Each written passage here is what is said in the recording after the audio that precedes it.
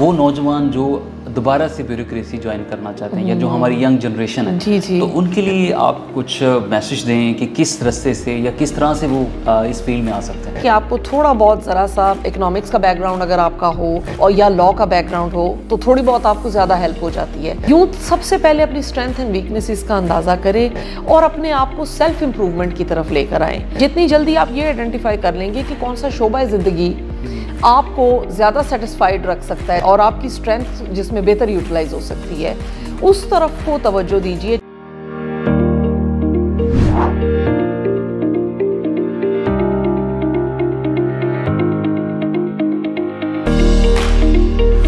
अस्सलाम वालेकुम नाज़रीन, कासिम अली शाह फाउंडेशन के शेयरिंग ऑफ विजडम में आप सबको खुशामदीद। मैं आपका होस्ट डॉक्टर ए आर माडा। नाज़रीन, आज हमारे साथ एक ऐसे गेस्ट मौजूद हैं जो किसी तारीफ़ के मोहताज नहीं, साइमा इफ्ताब, जो कि इंटरनल ऑडिट ऑफिसर हैं इस्लामाबाद, और उसके साथ साथ वो पोइटिस्ट भी हैं और मुख्तलिफ़ मुशायराजात में शिरकत करती हैं। पाकिस्तान का नंबर नाम है, यकीनन ख़वातीन के लिए एक मिसाल हैं, स्पेशली हमारे यंग यूथ जो फीमेल्स हैं जो कुछ ना कुछ अपनी लाइफ में करना चाहती हैं। तो आज इसलिए हमने उनको मदऊ किया है ताकि वो लोगों के अपना जो एक्सपीरियंस है वो शेयर कर सकें और नौजवानों को वो बता सकें रास्ते के जो उन्होंने गुर से कामयाबी हासिल की अपनी लाइफ में। तो आइए वेलकम करते हैं। अस्सलाम वालेकुम मिस, बहुत शुक्रिया। वालेकुम अस्सलाम, बहुत शुक्रिया आपके इनवाइट करने का। जी मिस। अच्छा मैम, थोड़ा सा रोशनी डाल लेते हैं कि आप जैसे कि ब्यूरोक्रेसी में हैं तो इस फील्ड में आना और ये कैसा जर्नी रही आपका एकदम इस फील्ड में आना, और ख़वातीन के लिए बड़ा मुश्किल होता है। जी, चैलेंजेस तो ज़ाहिर है हर फील्ड में होते हैं। फील्ड में आने से मुतल्लिक अगर मैं बताना चाहूँ तो वो ये है कि मेरे वालिद चूँकि DMG ऑफिसर थे तो मैं इस फील्ड को से तो वाकिफ़ थी, जब ज़ाहिर है मैं बचपन से देखती रही और उस तरह से तो एक इंटरेस्ट डेवलप हो गया कि मैं भी अगर जो है CSS कर लूँ और ब्यूरोक्रेसी में आ जाऊँ। ये अलग बात है कि फिर कस्टम्स चूज़ किया मैंने, DMG चूज़ नहीं किया। फादर मेरे DMG में थे, लेकिन DMG से रिलेटेड जो ट्रांसफ़र पोस्टिंग्स हैं वो चूँकि काफ़ी ज़्यादा होती हैं तो बचपन में हम लोगों ने इसी वजह से बहावलपुर, क्वेटा, मुल्तान, DG खान, मुख्तलिफ इलाके जो है देखे, चकवाल, इस तरह से ना। तो फिर मैंने कस्टम्स चूज़ किया डिलिबरेटली इस वजह से कि ज़रा कस्टम्स वालों की ट्रांसफ़र्स बड़े शहर में हैं और कस्टम का सेटअप बड़े शहरों में है तो ज़रा कम डिसलोकेशन जो है इन्वॉल्व होती है इस नौकरी में। तो इस लिहाज से इंस्पिरेशन तो ज़ाहिर है वालिद साहब से ली के सिविल सर्विसेज में आना है, लेकिन ज़ाहिर है जो ग्रुप आप चूज़ करते हैं उसके हिसाब से फिर आपको अपना लाइफस्टाइल और आपकी ज़िंदगी उस डगर पे चलती है। तो कस्टम्स में मैंने 1999 में सिलेक्ट हुई थी। मैं अभी ऑलमोस्ट 23 ईयर्स हो गए हैं मेरी नौकरी को। तो जाहिर है कि ये एक गवर्नमेंट की जॉब जो है, एक तो जाहिर है सिलेक्शन के लिए बहुत मेहनत करनी पड़ती है। सिविल सर्विसेज का एग्ज़ाम आसान नहीं है, इसलिए उसको मुकाबले का इम्तिहान कहते हैं। फिर ऑल पाकिस्तान बेस पे आप सिलेक्ट होते हैं, फिर ट्रेनिंग्स होती हैं। तो नौकरी भी बहुत इसकी जो है चैलेंजिंग है मुख्तलिफ लिहाज से। इसमें एंटी स्मगलिंग है, इसमें इंपोर्ट एक्सपोर्ट का काम है, इसमें एयरपोर्ट हैंडलिंग है और बहुत से मामलात और हैं। अब जिस तरह मैं डायरेक्टर कस्टम्स इंटरनल ऑडिट हूँ तो कस्टम्स की फॉर्मेशन के तमाम जो परफॉर्मेंस है और उनकी जो जिस तरह से वो सर्विस डिलीवरी कर रही हैं उसका ऑडिट या उसका एक अप्रेजल जो है वो हम लोग कर रहे होते हैं। अच्छा मैम, आप पहले कस्टम इंटेलिजेंस ऑफिसर भी रही हैं, फिर आप ऑडिट में अब आई हैं, तो वो नौजवान जो दोबारा से ब्यूरोक्रेसी ज्वाइन करना चाहते हैं या जो हमारी यंग जनरेशन है जी जी। तो उनके लिए आप कुछ मैसेज दें कि किस रास्ते से या किस तरह से वो इस फील्ड में आ सकते हैं।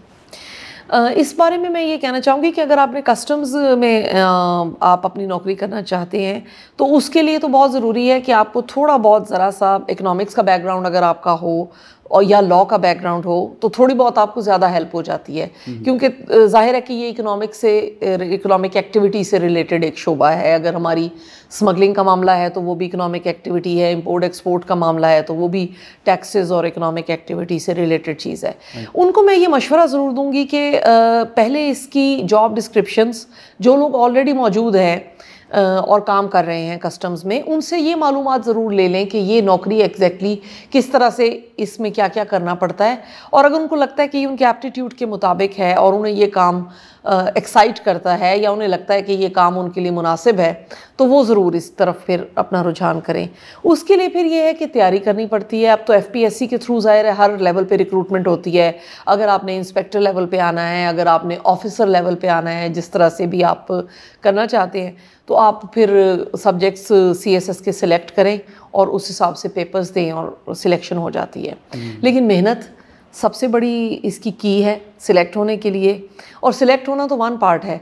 उसके बाद जब आपने अपनी नौकरी आपकी चलना शुरू होती है तो वो भी एक बहुत बड़ी एक जहद मुसलसल है, उसको लेकर चलना भी। यहाँ पे जॉब में आगे चलते जाना और अपनी एक्सपर्टीज़ आइडेंटिफाई करना, ये एक और जर्नी है।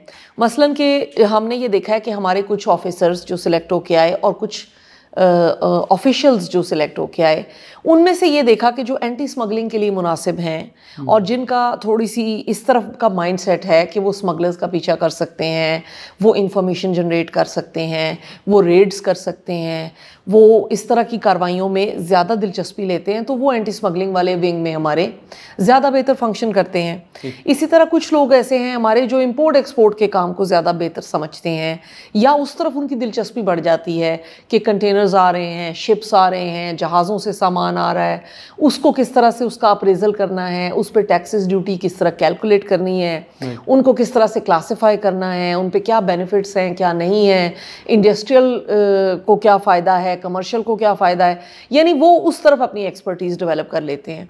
तो हमारे कस्टम्स में ये बहुत बड़ी खूबी है कि मुख्तलिफ सब शोबाजात हैं, यानी कि शोबाजात के हमारे बड़े महकमे के अंदर मुख्तलिफ और एरियाज़ ऑफ एक्सपर्टीज़ हैं, जो कि हर बंदा अपने एप्टीट्यूड के मुताबिक उसको सिलेक्ट कर सकता है और फिर उसमें वो अपनी एक्सपर्टीज़ डेवलप कर सकता है।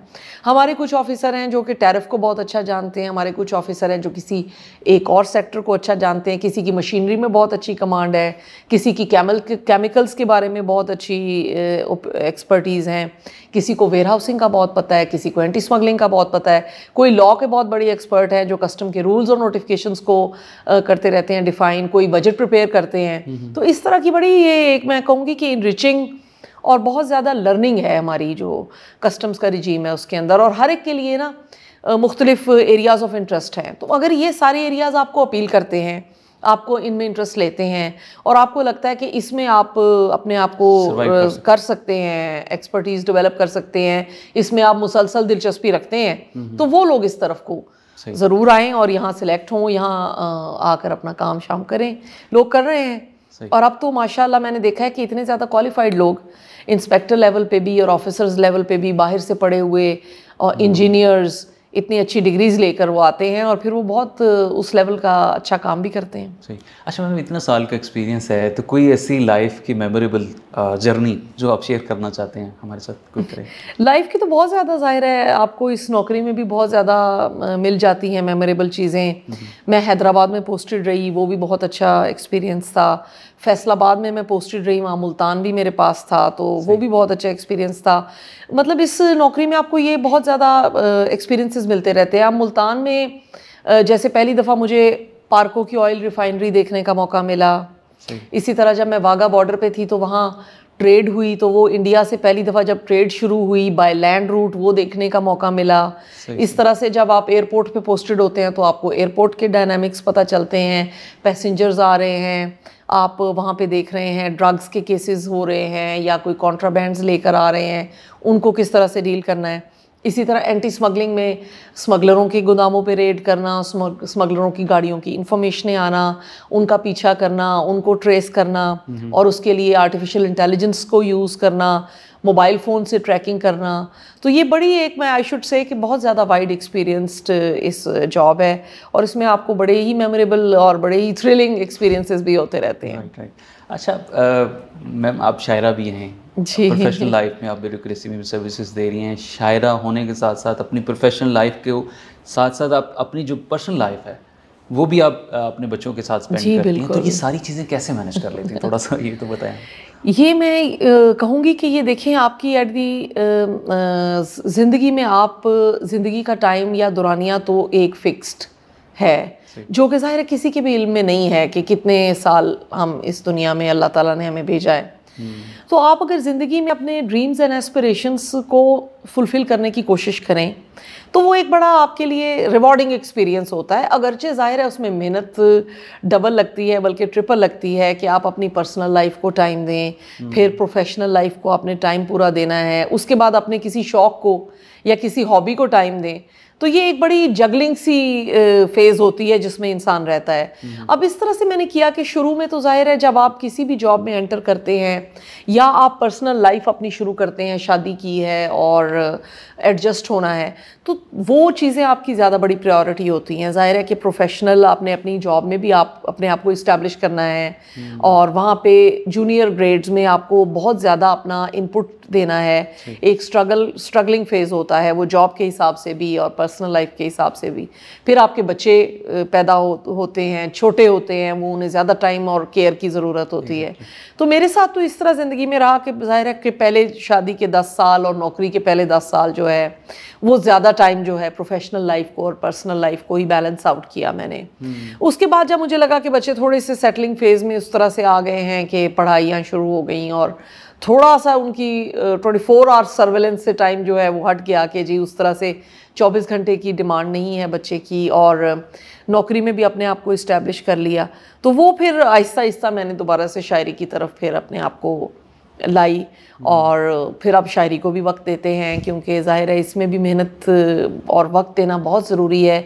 इसलिए कि जो आपका शौक़ है और जो आपका पैशन है उसको आप जब टाइम देते हैं तो वो आपको बड़ा आपके लिए रिवॉर्डिंग होता है। और मुझे ये लगता है कि अगर आपकी नौकरी के अलावा भी कोई हॉबी है जिसको आप परस्यू करते हैं, या आपके करियर के अलावा आपकी कोई हॉबी है जिसको आप परस्यू करते हैं, तो उससे आपके करियर पे भी मस्बत असरात मुरतब होते हैं, क्योंकि वो आपको एक बड़ा बैलेंस्ड सा दे देता है, आपके माइंडसेट को बैलेंस करता है, आपकी फ्रस्ट्रेशंस को कम करता है, और आपको ये लगता है कि लाइफ में मेरा जो है ना एक अपना पर्पस भी है जिसको मैं फुलफिल कर रहा हूँ। तो मेरा ये ख्याल है कि नौकरी का, शायरी का होना ने ज़्यादा बेहतरी की है मेरे लिए, नौकरी के लिहाज से भी और पर्सनल लाइफ के हिसाब से भी। अच्छा, आपके जो अदबी हलकों में बड़ा नाम है और वैसे भी आप बहुत सारे नेशनल और कौमी मुशायरा जात में भी शिरकत करती हैं, आपकी शायरी का खासा क्या है? मतलब किस चीज़ को आप पोर्ट्रे करती हैं अपनी शायरी में?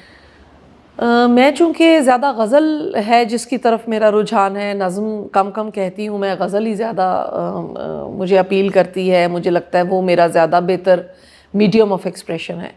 तो अपनी शायरी के बारे में मेरा कहना या मेरा जो उसके बारे में स्टेटमेंट है वो ये है कि मेरी शायरी वो है जो मेरे अपने तजर्बात और मुशाहिदात हैं। यानी कि शायरी मेरा अपना नरेटिव है। मेरी शायरी मेरा अपना नरेटिव है, अपना लाइफ का नरेटिव है, मेरे लाइफ के बारे में जो नज़रियात हैं, मेरे अपने जो तजर्बात हैं, मेरे करीबी लोगों के साथ जो मुशाहिदात हैं, तो वो एक्सप्रेशन का एक मीडियम है।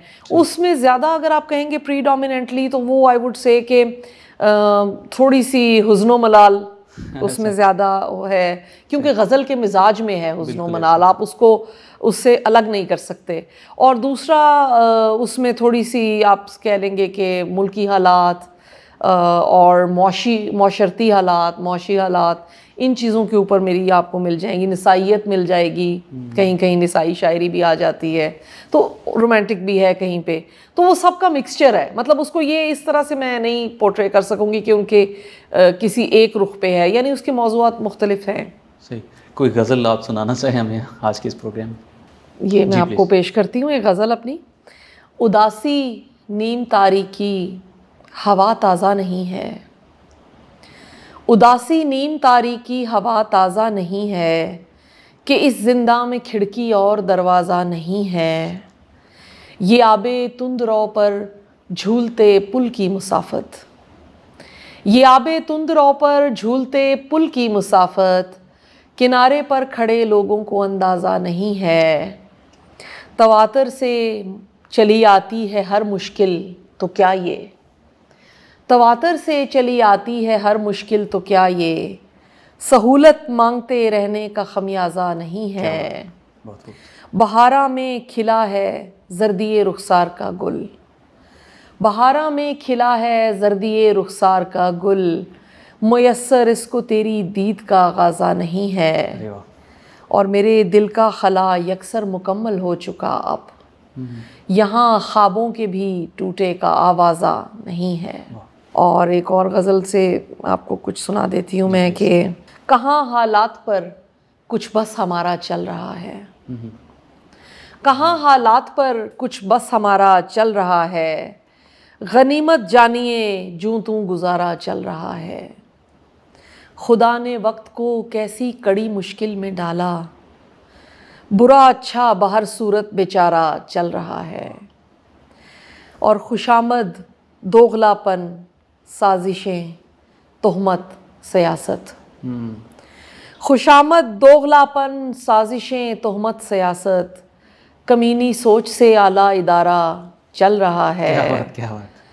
और न पूछो रात दिन का हाल मेरे गम गुसारो, खसारा चल रहा था और खसारा चल रहा है। क्या बात। और खुदाई कारखाना भी यूं ही चलता है प्यारे, खुदाई कारखाना भी यूं ही चलता है प्यारे, कि जैसे ये जहां सारे का सारा चल रहा है।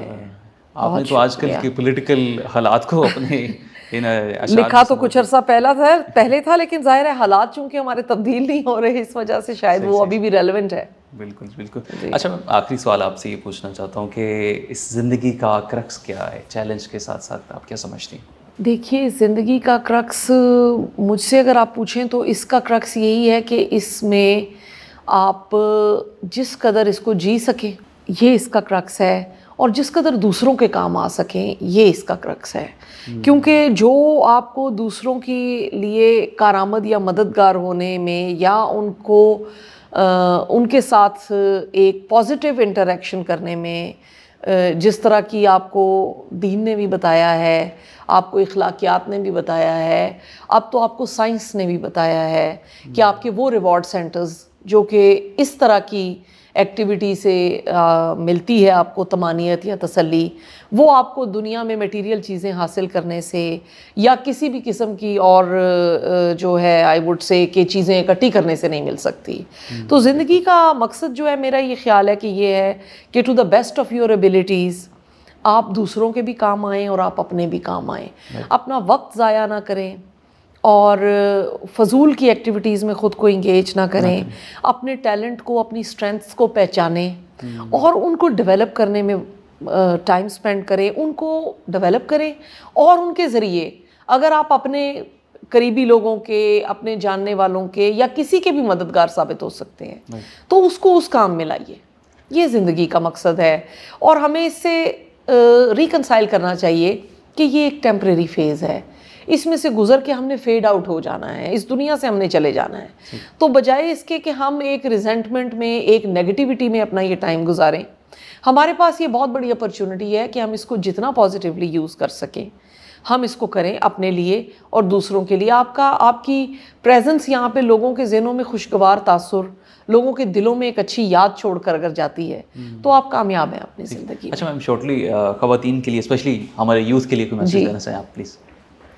ख़वातीन के लिए या यूथ के लिए मैं बड़ी खुश होती हूँ, मुशायरों में जाऊँ या किसी और जगह पे भी यूथ से इंटरेक्शन मेरा होता है कि माशाल्लाह उनकी एनर्जी देख के आप खुद एनर्जाइज्ड बहुत फील करते हैं। और मेरी बहुत दुआ रहती है, पाकिस्तान में चूँकि यूथ की परसेंटेज बहुत ज़्यादा है as compare to the entire population, 60-70% youth है, तो हमारे पास बहुत बड़ा पोटेंशियल है।